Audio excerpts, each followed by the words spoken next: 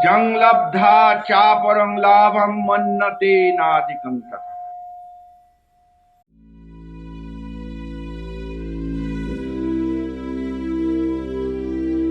Consciousness, such a loose word to describe something that's so tremendously vast. And human consciousness in and of itself, what we know of it today, is only perhaps a fraction of the reality of what human consciousness can be. But this wholeness, this new consciousness, this wholeness, is that something that you can only glimpse? Perhaps as you might have a glimpse of heaven, or is it something scientific? I mean, can you think your way through it? Not really completely. Wholeness is an attitude or an approach, but it can be given a scientific realization, you see. We can, if we wish, look on the world as a whole. And if we get to wholeness, are we then in heaven? I mean, where else is there to go? We'll never get there, you see. It's not a place you can get. Wholeness, I say, is a kind of attitude or an approach to the whole of life. It's a way, if we can have a coherent approach to reality, then reality will respond coherently to us. And if we have coherence, in what way will our behavior be seen to be different? Well, we will produce the results we intend rather than the results we don't intend. Yes. That's the first big change. Then we will be more orderly, harmonious, we will be happier. I think we could put all that in there. But the major source of unhappiness is that we are incoherent and therefore producing results that we don't really want. And then trying to overcome them, or we keep on producing them. The question is, what is the real origin of consciousness? What is the real origin of consciousness?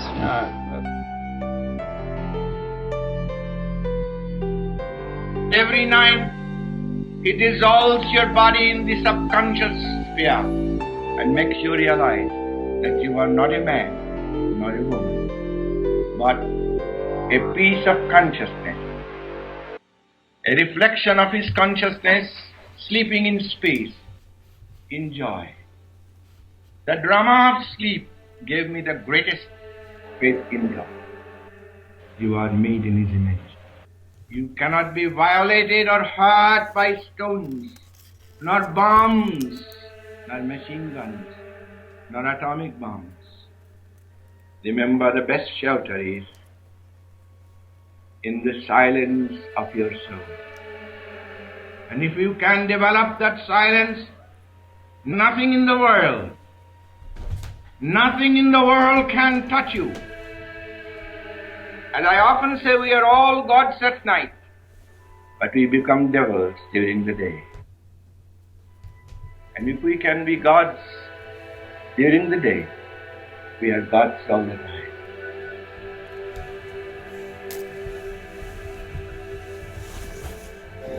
So remember, on one little piece of thought is the whole universe resting, and when you rub off that thought at night, the whole universe tumbles away.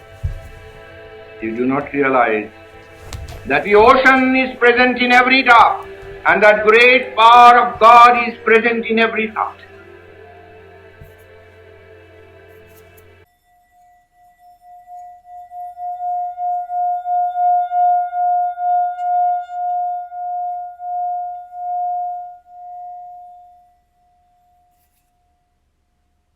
Grand Existence. Citizens of the Universe, I'm JD, Nicholas Jensen Denton, the creator of the Pharmacopeia. I tried to go live earlier. Apparently I don't know how to do that. So I'm re-recording this video to just give you a little update on the Pharmacopeia, plant medicine, and me, or you, or us. So check it out. This is the website. I'm sure you know, jdspharmacopeia.com, where I post all of the stuff, okay?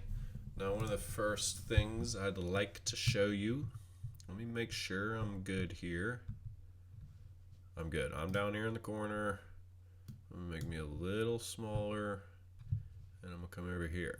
So, first thing you'll notice as you go down is You got the Corpus Hermeticum. I put in the live radio station up here, which you can obviously always get to it through YouTube. Of man thou must understand. However, we have an extra dramatic reading of Corpus Hermeticum, which is the first on the list. Usually this thing is cycling through like 12 different videos. The Supreme Secret of the World is up here. Corpus Hermeticum. We got talks by David Bohm, Niels Bohr, things about the holographic reality, ultimate scientific reality, metaphysics, physics, and everything in between, which I think is a beautiful and necessary thing. If you ever get bored, check out the Wisdom Radio. It's operating 24/7.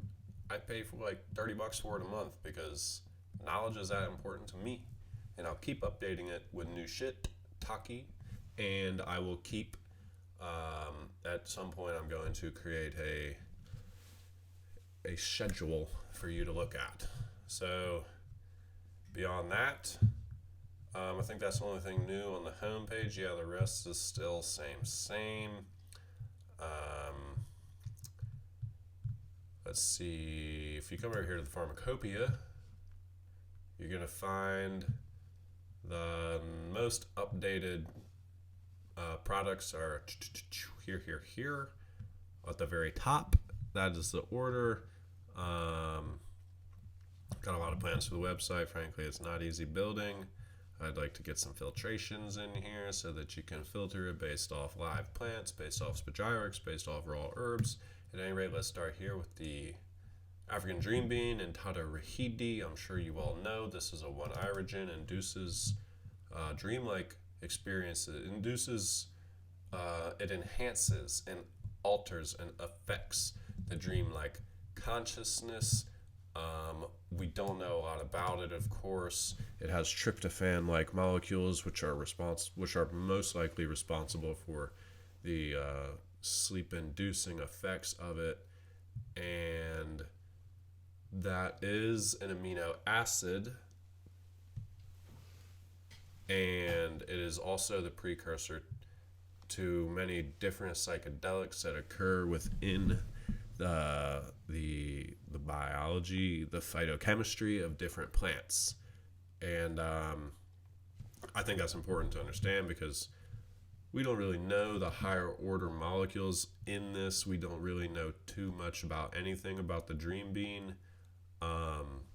Science is still taking their time on these more shamanic medicines, and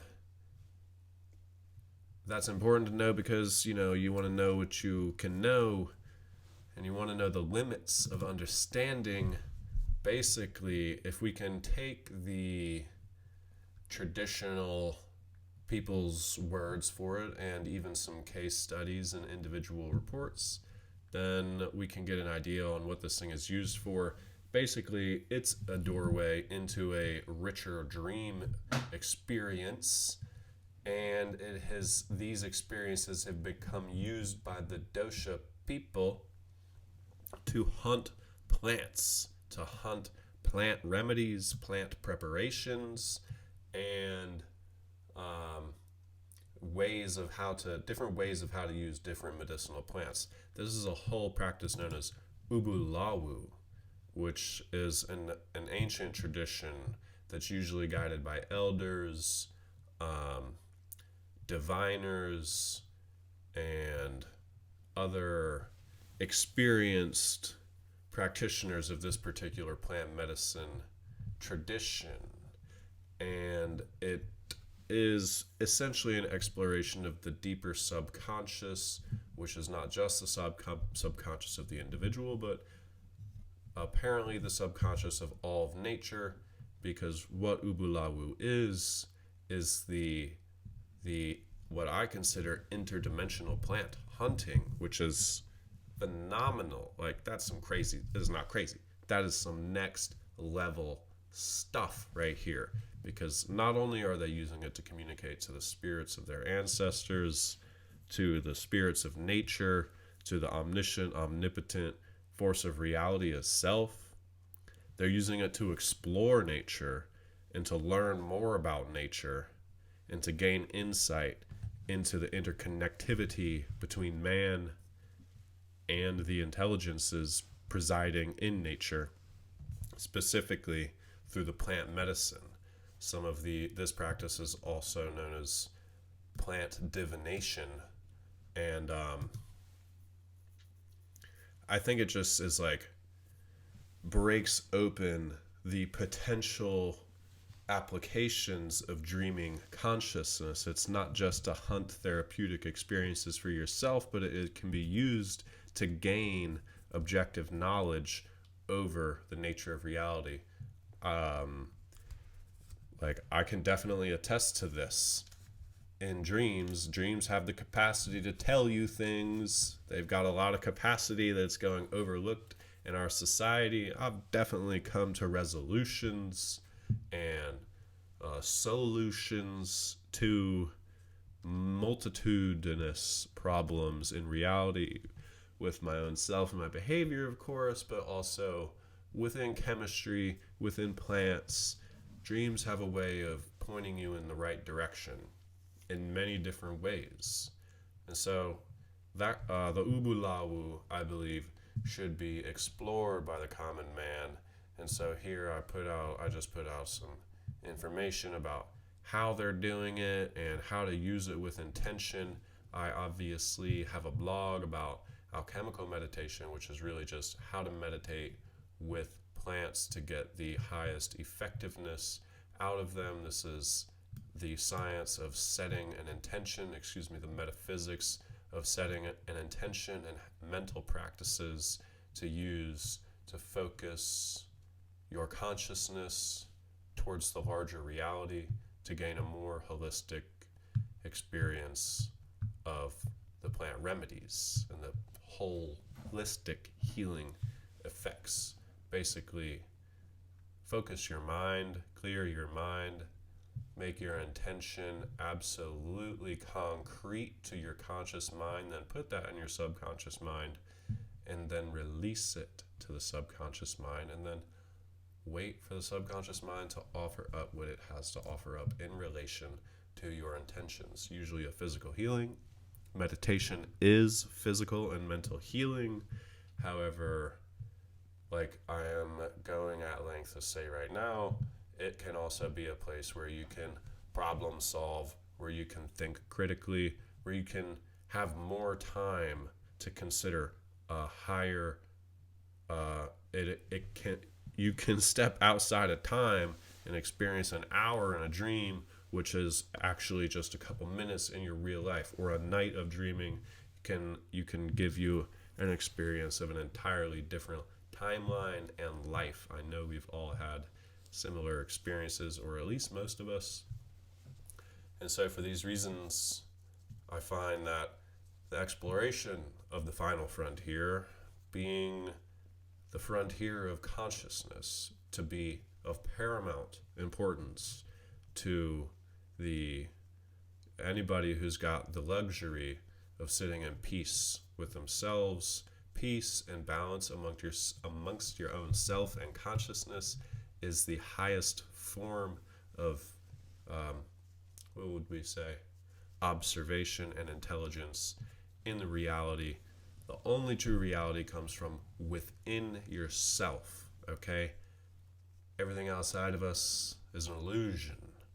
And the illusion is very insistent that it ain't no illusion, but I'm here to tell you it's a motherfucking illusion. Science agrees, the mystics agree, and where the science breaks down is how to discover the true nature of reality. That's because we've got a bunch of empiricists leading the high scientific regime, which focuses strictly on the external reality, when clearly we need a synthesis between rationalism, between idealism and reductionism and empiricism.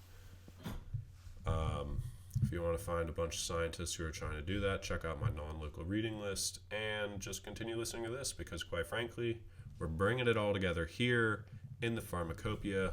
That is my whole purpose of life, to merge the metaphysics with the physics, because it's quite clear through these what I call one-irigens, which many people call one-irigens, dream affecting plant medicines, that there is more than meets the eye to existence than what is perceived through the five senses. The five senses tune us into a reality which is necessarily limited in its scope. Useful, but limited.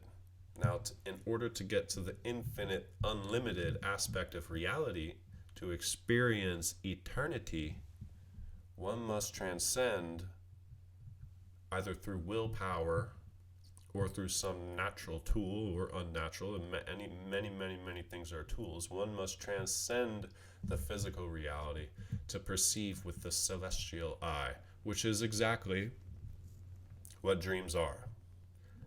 So, there are many different plants that we can consider one-irigens. The ubulawu is ultimately an employment of these plants to continually gain more objective and subjective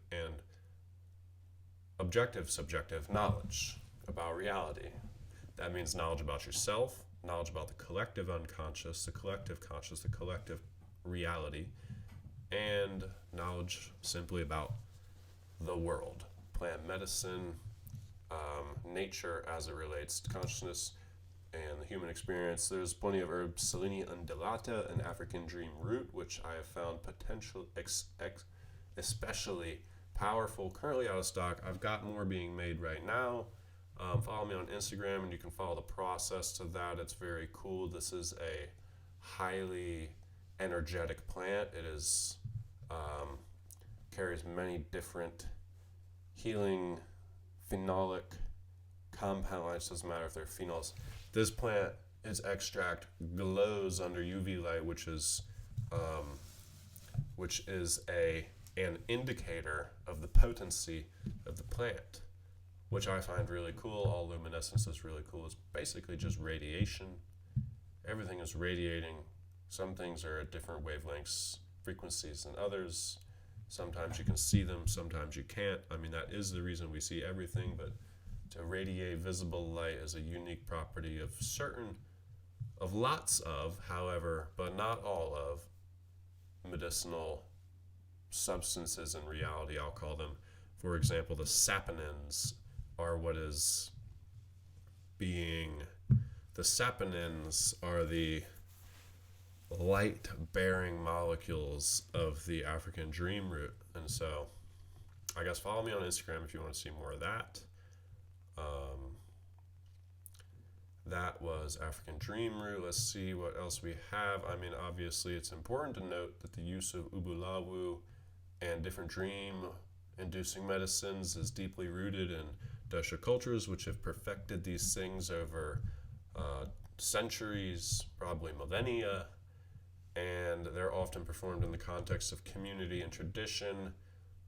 These plants are sacred, and they do demand great respect and reverence. Nightmares are real, is what I'm saying, and that you want to use these responsibly and intentionally so that you can get the most out of your experience with them. Check out my alchemical meditation again to find more about that. One thing I got to fix up here is this.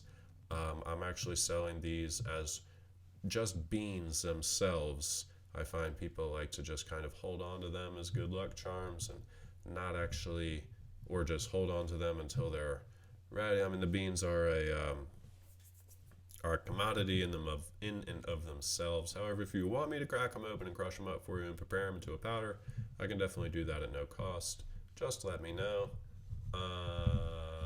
Here we got all the active constituents. I mean, we just know there's tryptophans in here, and amines in here, thioamides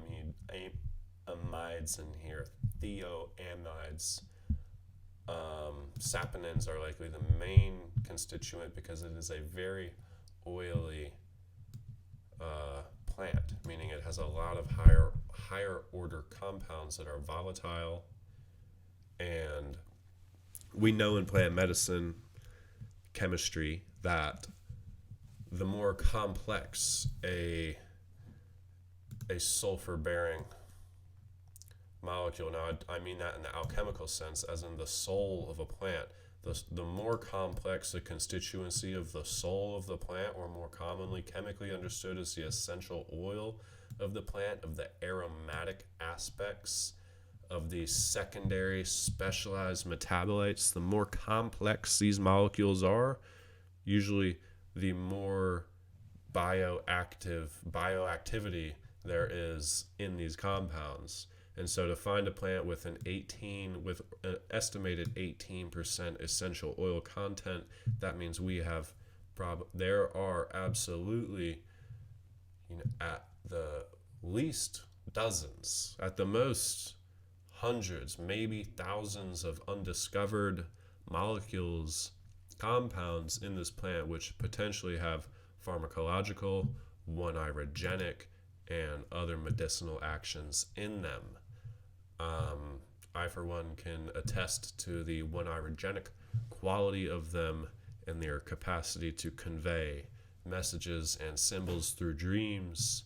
Of course, everybody dreams.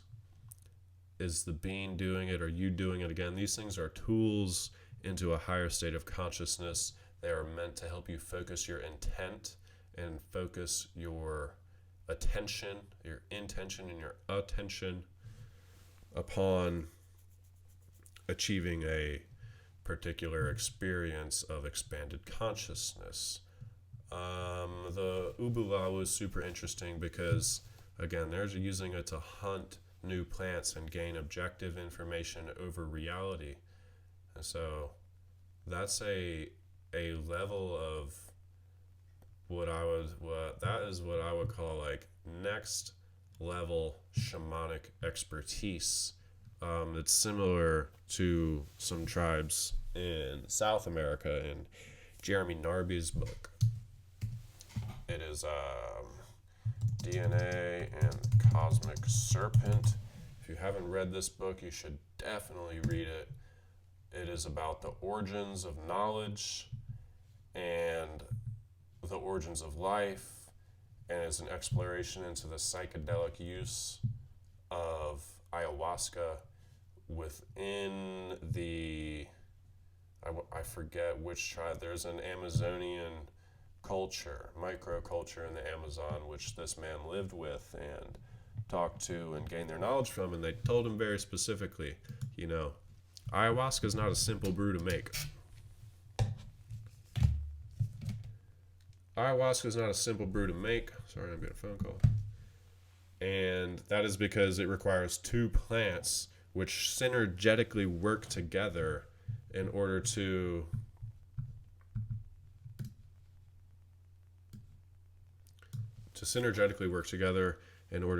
allow an oral activation of the psychedelic alkaloid dimethyltryptamine to be able to pass through the stomach, pass through the blood-brain barrier, and extend a spiritual experience for a very long time, exponentially longer than if this drug is smoked.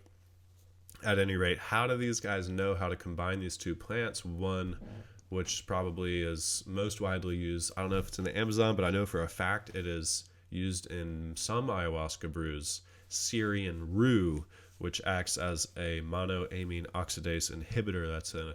That's a compound which inhibits the breakdown of monoamines in the gut, which is what allows the DMT to bypass to be absorbed into your intestines and then circulate throughout your body for the spiritual experience to take place.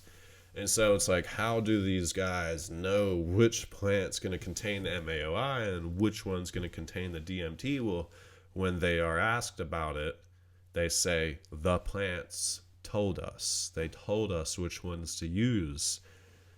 And I think that's, again, even very profound, especially considering the dosha, especially considering the worldwide application of psychedelic and one-irogenic plants, which is ubiquitous across many, many traditional cultures which use these things to gain further knowledge over the nature of the soul and the self and reality, strictly through experiences in consciousness. And so that's like my personal study of ethnobotany, because it seems to be very underrepresented in the scientific literature. At any rate, you can find dream-inducing plant medicines if you just go to JD's Pharmacopeia and type in dream, basically, or search through the Pharmacopeia. If I don't have it, let me know you want it. I'll make it for you. So, yeah, that's in Tada Rahidi. You know, Dosha used it to plant hunt, to hunt also therapeutic experiences and dreams, to communicate to entities, non-corporeal, non-physical entities. Next up, we have Ginkgo biloba. I just created, I just extracted more Ginkgo biloba. It is one of the oldest living tree species in the world, and has survived the atomic blasts of Hiroshima and Nagasaki, which is incredible, meaning because like what else is surviving that stuff? We should start making our houses out of Ginkgo, and we should start making our cars and our clothes. I'm just kidding, of course, but all I'm trying to say is that the world seems to be on the edge of nuclear war 3, or nuclear war 1, World War 3. I don't know. Hopefully not. Let's all send out ohms and good intentions into the universe, healing energy to the universe to try to prevent these things from happening. This is the purpose of my whole life, is just trying to get myself to meditate and other people to meditate as well, because the true nature of reality comes from within oneself, not through the Maya, not through the inverted reality which the brain creates, which we all know scientifically and metaphysically to be an illusion. Ginkgo biloba could definitely help with your meditations because it increases blood flow to the outer regions of the brain, kind of like an herbal trepanation without the blood and the hulls and the skulls. It's non-invasive, non-destructive trepanation, you could say.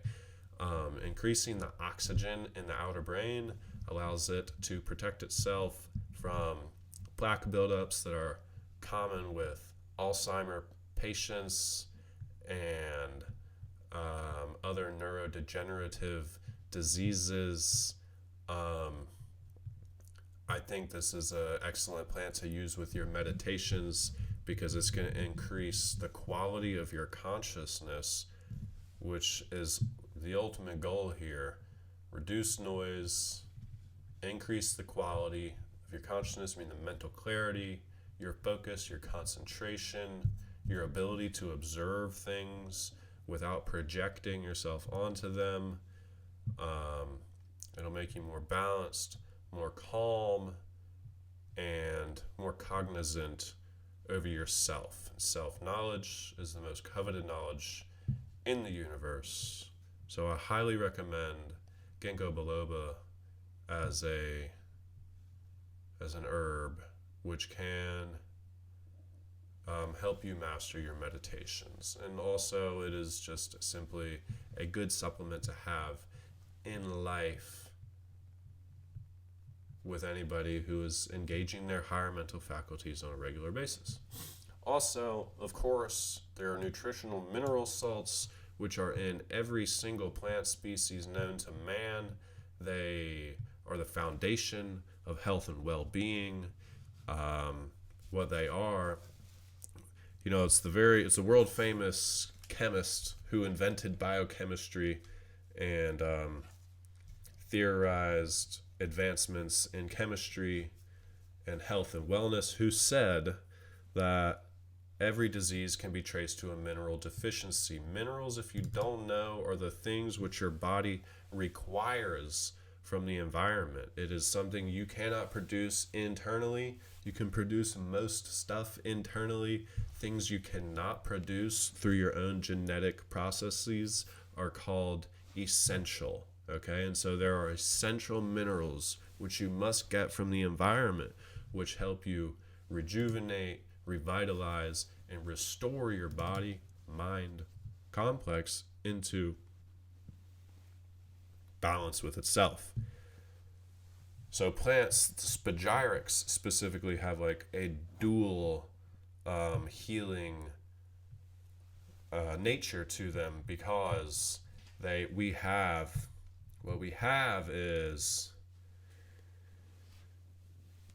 spagyrics represent the bridge between allopathy and naturopathy, between individual drug-based modality and whole plant-based modality. You got one on either side. One treats symptoms. That's what Western medicine is, symptomatic treatment, which is a shorthanded way of saying profit off the freaking profiting off of the sickness of society. Because when you treat symptoms, you don't treat the cause of disease. You're treating the effect of the disease, which is useless in healing. It's good for instant gratification and instant release,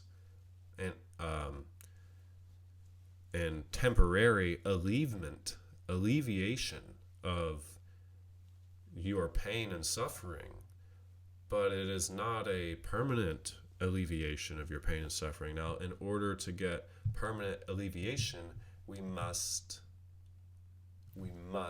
treat the source of the problem. Now, from my path of truth seeking, I've been able to find that ultimately every disease can be traced to a mineral deficiency, an imbalance in the essential components which your body needs in order to restore and rejuvenate and revitalize its own self. You have the capacity for self-healing, but that requires certain fuels.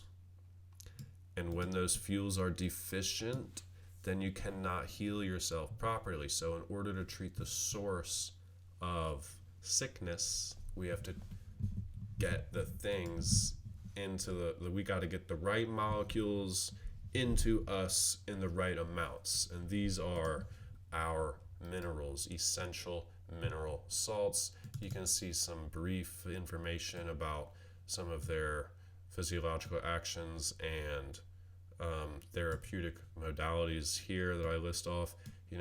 98% of Americans are potassium deficient, 75% are magnesium deficient, many people are zinc deficient, and that zinc is like essential for your immune function, for wound healing, for cell growth and division.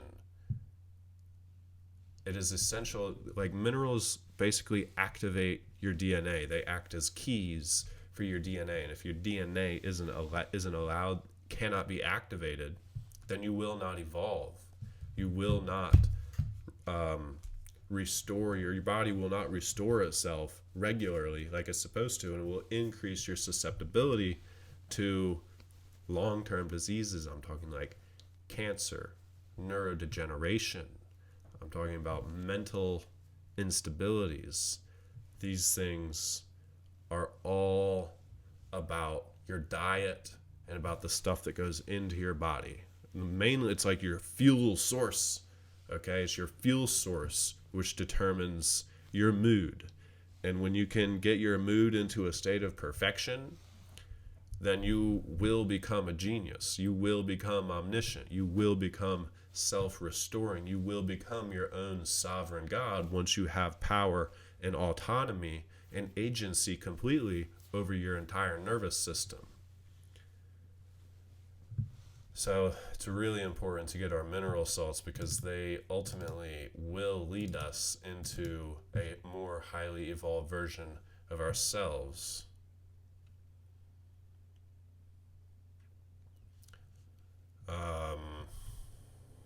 Ginkgo tree is associated with the Sephiroth of Hod, representing intellect and communication. This is in principle, this is in correspondence with the scientific understanding. So here we have the emergence of the metaphysical and the physical coming together in agreement, and that is that this herb, this tree, will align and enhance the aspect of your consciousness that is concerned with cognitive function, memory, self-expression, self-creativity, all the things that make you special as a human being. So it's really important that we take care of our brain health, because a lot of shit is fucking with our brain health, from the colors in these screens to the things they're playing on the mainstream media to the food and the water and all the trash that's just going around in this sick world. I implore you to make Ginkgo biloba, if it is right for you, or if you think it may be beneficial to you, a staple of your plant medicine practice. It definitely is of mine. I also like to recommend, with Ginkgo biloba, gotu kola. I'm currently out of gotu kola, but that's another herb that affects your brain health, which is more focused on your endocrine system, your endocrinology, especially the pineal and pituitary glands. So I always like to say that Ginkgo biloba enhances your outer brain, while gotu kola is more effective for inner brain, subconscious, lower, I won't say lower, but more autonomic functioning within the consciousness. That is what gotu kola does. So I always recommend to do these things in tandem, because that's what synergy is all about. At any rate, we got the Ginkgo biloba there. I don't know why ginger's up. I think ginger's up because I updated the pictures, ooh. So I've got a little bit of a problem over here. I gotta put all this stuff back under the general info. At any rate, there's a lot of clinical research that has been done on ginger root. It alleviates nausea, vomiting. It's very good as a gargle. It reduces inflammation and pain, and even improves cognitive function. Of course, it has nutritional value, which to support the more foundational aspects of your health, like your fluid balance and your nerve function. Again, magnesium is involved in over 300 enzymatic reactions in the body, just like Big Sean said. That magnesium, get prescribed that magnesium for 2 weeks. What does he say? He says something about getting prescribed magnesium for 2 weeks, and it healed his heart problems, and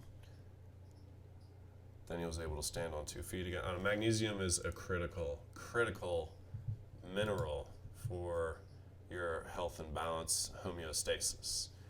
Calcium, potassium, these are what we call macronutrients. They are for plants, it's NPK, nitrogen, phosphorus, potassium. Those are the most widely used. Doesn't make them the most important, because then there's also trace minerals, trace nutrients.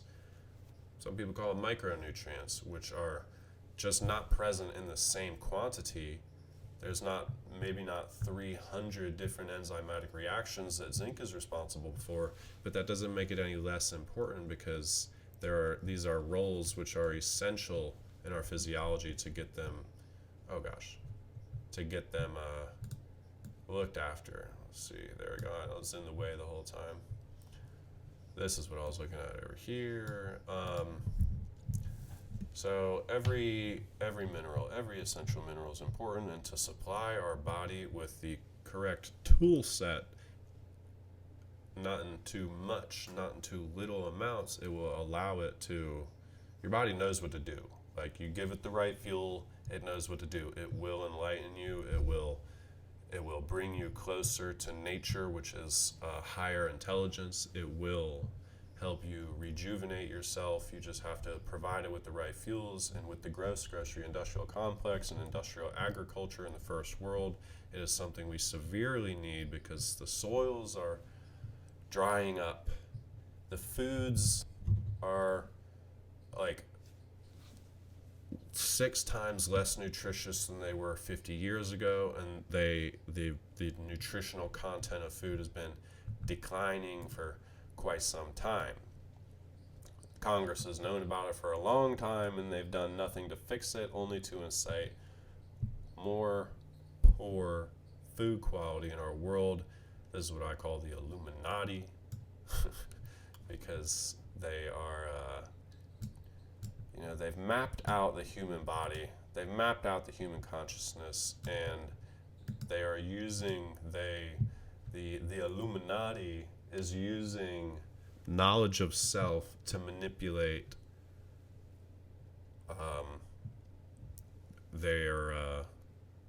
their congregation, basically, the citizens of whom these authorities have power over. So that really hurts my soul, but if we want to fix the source of the problem, it is obviously a nutritional problem. We can heal ourselves through our diet. Let's see, ashwagandha I put up here. I'm not sure why this one is at the top of the list. However, this is an outstanding herbal medicine as well. Ashwagandha, otherwise known as Withania somnifera. Somnifera literally means to induce sleep.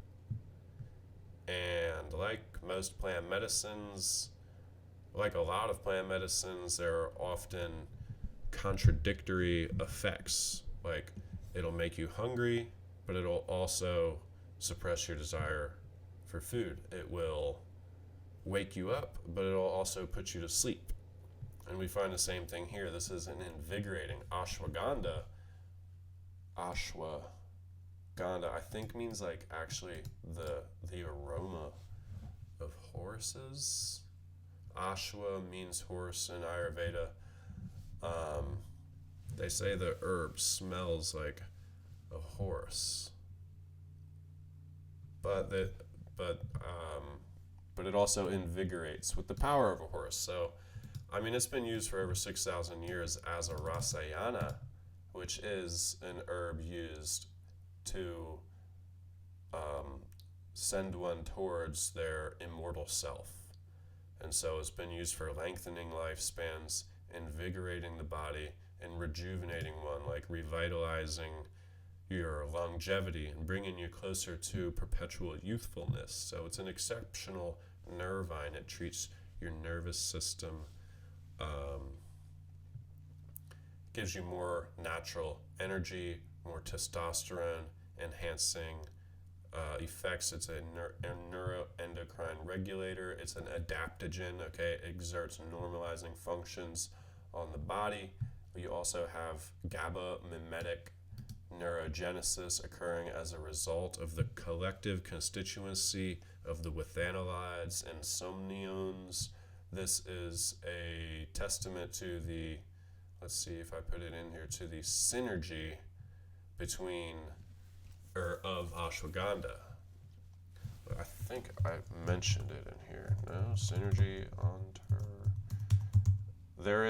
There is evidence, clinical evidence, in the scientific literature that states that a single withaferin, like withanone, with like one withanolide, any one of these, you take it individually, it has no effect. You take two of them together, it enhances the uptake. One will enhance the uptake of the other. It'll enhance the effectiveness of the other. If you put them all together, it has a greater medicinal therapeutic effect, higher bioavailability, higher bioactivity than any one of them individually. So it is a powerful testament to the nature of holistic, full spectrum medicine, which contain entourages, an entire entourage of compounds that all contribute to a greater effect than any one specific molecule, which is an important note, because I try to make as full spectrum medicines as possible. So yeah, it also has nicotine in it, and so some people call it a narcotic. I say that there is even more another example of the entourage effect is between this anxiolytic effect, which has been shown to be comparable to the effects of lorazepam in eliminating anxiety and increasing social ability. Multiple double-blind, placebo-controlled studies have shown that ashwagandha is equal to, and in some cases more effective than the synthetic generic lorazepam. So you've got the anxiolytic effect.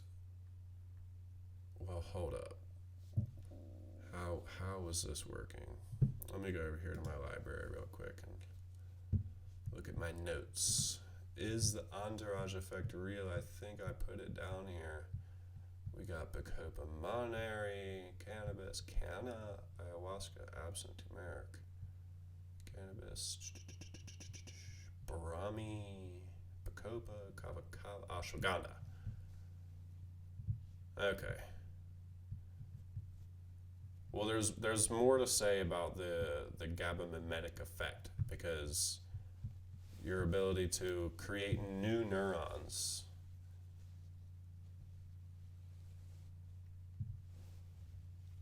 is enhanced by certain compounds within the ashwagandha, and likewise the nicotine works to essentially, so you can create new neurons.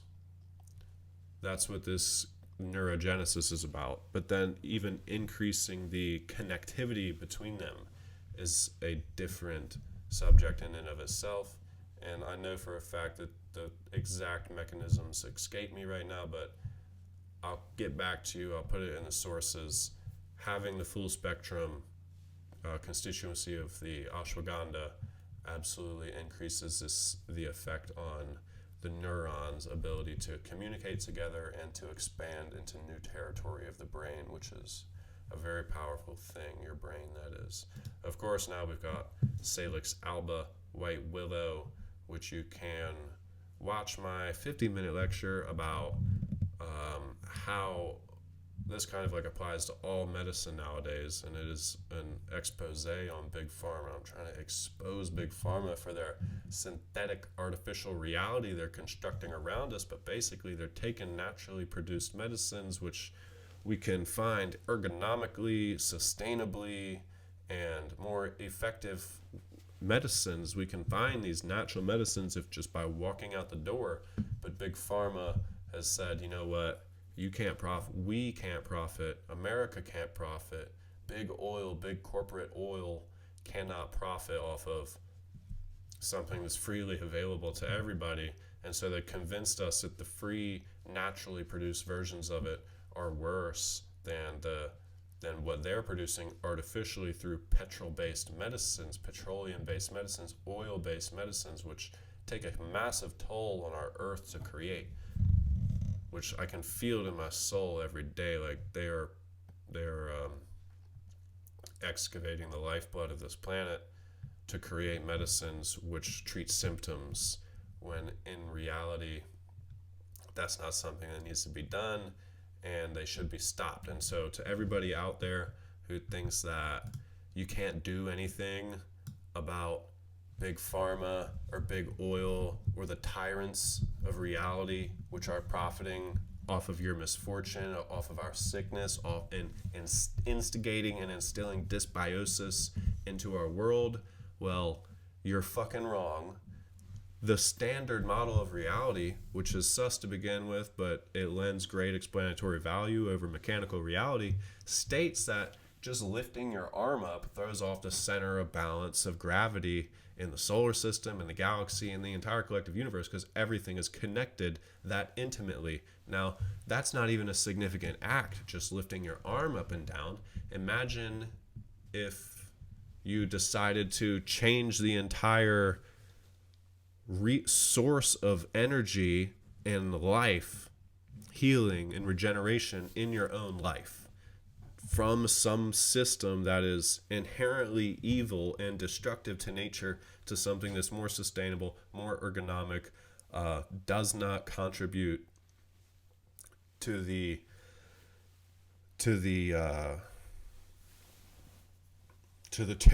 tyrannical system, something that doesn't empower tyrants more, then imagine the change that you can have over reality. It's a lot more than you think. I'm tired of I for one am sick and tired of hearing people talk all around me who've been so brainwashed to believe that they don't have any power to change reality, that things are just the way they are. They just are, and you can't do anything about it. That's horse shit. Wake up. Every choice you make affects future probable realities. Every thought you have changes drastically the future. Now, if you can start to control your thinking and practice your own mind control, then we could create a much better existence, a greater, more heavenly state of being for everybody here. So, start thinking about who you connect your energy to, so that way you can stop giving your energy. We can all collectively stop giving our energy to tyrants, to megalomaniacs, and we can start giving it back to ourselves and our community and our family where it belongs, and more so to God and to the ultimate source, so that we can bring forth who and what we truly are. Whoa, this thing's mad effed up. Hold up, sorry y'all. I don't know how this happened.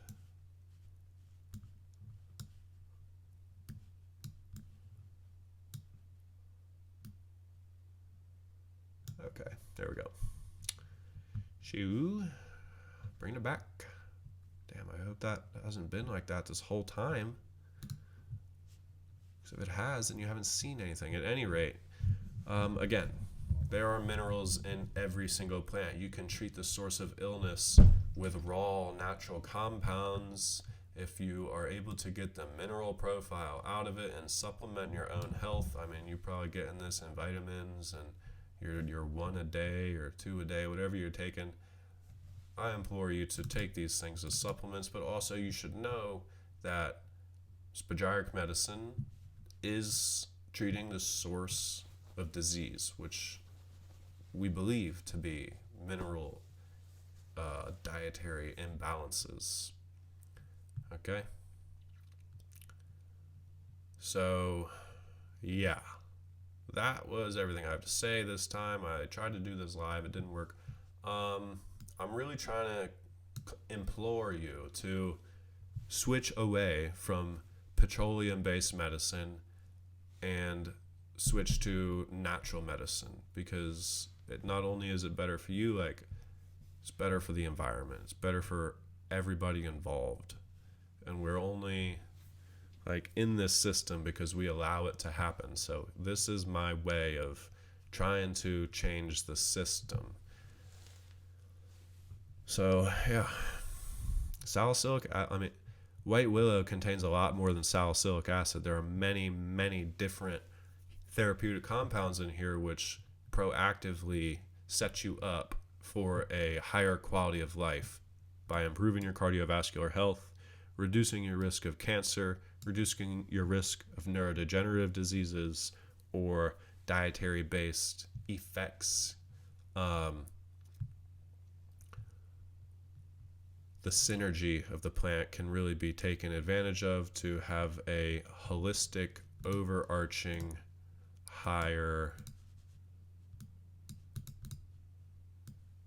more therapeutic, more highly medicinal, more balancing effect over our individual selves.